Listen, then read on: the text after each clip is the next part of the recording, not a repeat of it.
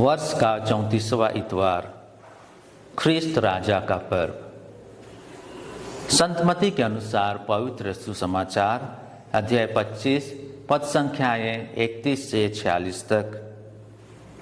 ईसा ने अपने शिष्यों से कहा, जब मानव पुत्र सब स्वर्गदूतों के साथ अपनी महिमा सहित आएगा तो वह अपने महिमामय सिंहासन पर विराजमान होगा और सभी राष्ट्र उसके सम्मुख एकत्र किए जाएंगे।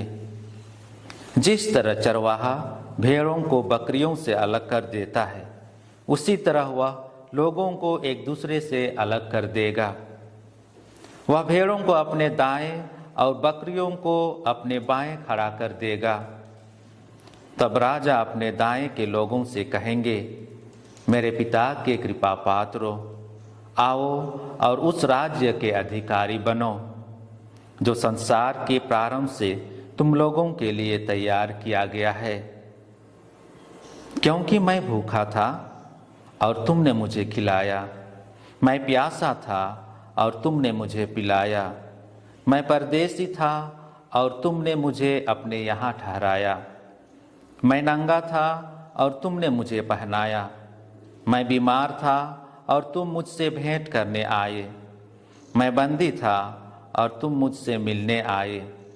इस पर धर्मी उनसे कहेंगे, प्रभु, हमने कब आपको भूखा देखा और खिलाया, कब आपको प्यासा देखा और पिलाया, हमने कब आपको परदेसी देखा और अपने यहाँ ठहराया, कब नंगा देखा और पहनाया, कब आपको बीमार देखा और बंदी देखा और आपसे मिलने आए।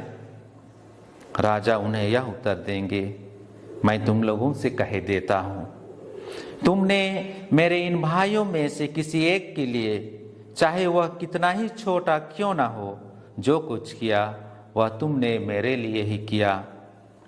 तब वह अपने बाएं के लोगों से कहेंगे, शापितो, मुझसे दूर हट जाओ, उस अनंत आग में जाओ जो शैतान और उसके दूतों के लिए तैयार की गई है। क्योंकि मैं भूखा था और तुमने मुझे नहीं खिलाया, मैं प्यासा था और तुमने मुझे नहीं पिलाया, मैं परदेसी था और तुमने मुझे अपने यहाँ नहीं ठहराया, मैं नंगा था और तुमने मुझे नहीं पहनाया, मैं बीमार था और बंदी था और तुम मुझसे नहीं मिलने आए। इस पर वे भी उनसे पूछेंगे, प्रभु, हमने कब आपको भूखा, प्यासा, परदेसी, नंगा, बीमार या बंदी देखा और आपकी सेवा नहीं की। तब राजा उन्हें उत्तर देंगे, मैं तुम लोगों से यह कहता हूँ, जो कुछ तुमने मेरे छोटे से छोटे भाइयों में से किसी एक के लिए नहीं किया, वह तुमने मेरे लिए भी नहीं किया। और ये अनंत दंड भोगने जाएंगे, परंतु धर्मी अनंत जीवन में प्रवेश करेंगे। प्रभु का सुसमाचार। ख्रिस्त में मसीही भाइयों बहनों, आज माता कलीसिया ख्रिस्त राजा पर्व मनाती है। सचमुच में प्रभु यीशु ख्रिस्त हम सभी विश्वासियों का राजा है और इसके बारे में हम हमारे बाइबल ग्रंथ में पाते हैं। सामुएल, मीका, इसायास और यिर्मयाह के ग्रंथ में दी गई भविष्यवाणी यीशु को राजा के रूप में दर्शाया है। यीशु के जन्म से 700 साल पहले जब नबी मीका ने उनके राजा के रूप में आने की भविष्यवाणी की थी, दानियल भी उसकी भविष्यवाणी की थी, जिसमें कहता है, मनुष्य के पुत्र की तरह एक आने वाला है, उसे प्रभुत्व और महिमा और राजस्व दिया जाएगा ताकि सभी लोग, राष्ट्र और भाषाएं उसकी सेवा करें। उसका प्रभुत्व एक चिरस्थायी प्रभुत्व है जो नष्ट नहीं होगा और उसका शासन ऐसा है जो कभी समाप्त नहीं होगा। बाइबल का नया विधान हमें बताता है कि यीशु यहूदियों का लंबे से प्रतीक्षित राजा है। संत लूकास रचित सुसमाचार में हम पाते हैं कि वह हमेशा के लिए याकूब के वंशजों का राजा होगा और उसका राज्य कभी समाप्त नहीं होगा। पंडित ज्ञानी भी उस राजा को ढूंढने के लिए बेतलहम गए। खजूर रविवार के दिन यीशु के स्वागत के दौरान यहूदियों ने चिल्लाकर कहा, धन्य है वह राजा जो प्रभु के नाम पर आता है। जब पिलातुस ने यीशु से प्रश्न पूछा, क्या आप यहूदियों के राजा हैं? तो यीशु ने कहा, आप कहते हैं कि मैं राजा हूं। मैं इसलिए जन्मा कि मैं सत्य का साक्ष्य दूं। जो कोई सत्य का है वह मेरी वाणी सुनता है। जैसा कि हम जानते हैं कि वह सत्य ईश्वर है और समस्त सृष्टि का संप्रभु राजा है। हम सभी सत्य की संतान हैं, उनकी प्रजा हैं। इसलिए ख्रिस्त राजा पर्व दिन उसे राजा घोषित करते हैं और जुलूस निकालते हैं।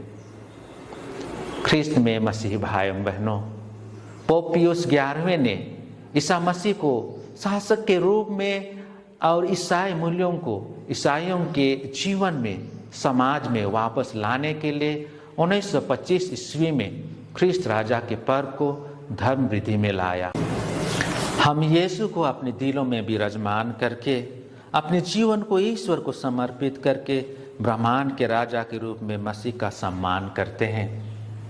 यह पर्व हमें सभी में मसीह राजा को देखने की चुनौती देता है, विशेषकर उनमें जिन्हें हमारा समाज सबसे कम महत्वपूर्ण मानता है, और प्रत्येक व्यक्ति के साथ उसी प्रेम, दया और करुणा के साथ व्यवहार करें जो यीशु ने दिखाया था।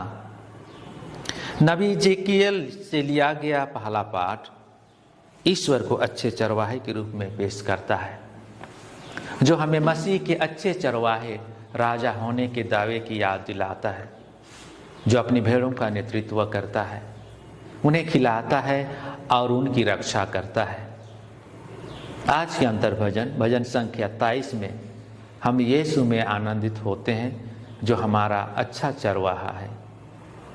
दूसरे पाठ में संत पौलुस मसीह को सर्वशक्तिशाली शासक राजा के रूप में प्रस्तुत करता है, जो मृतकों को जीवित करता है, रोगियों को चंगा करता है, निराशा लोगों को आशा प्रदान करता है।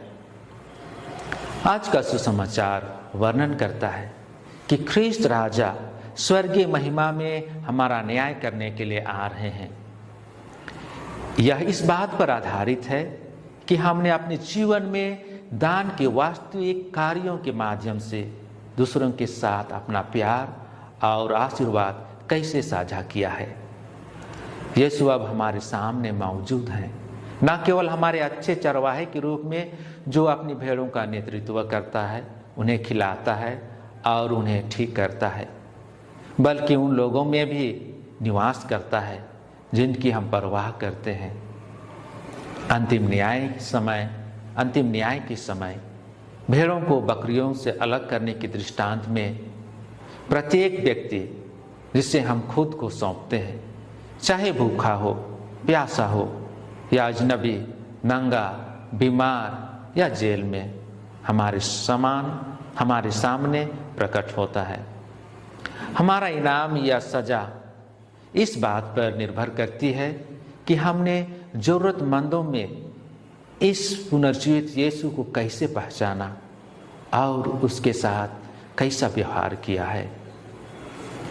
ख्रिस्त में मसीही भाइयों बहनों, हमें अपने भीतर मसीह की उपस्थिति को पहचानने और उसकी सराहना करने और अपने जीवन को मसीह के शासन में समर्पित करने की आवश्यकता है।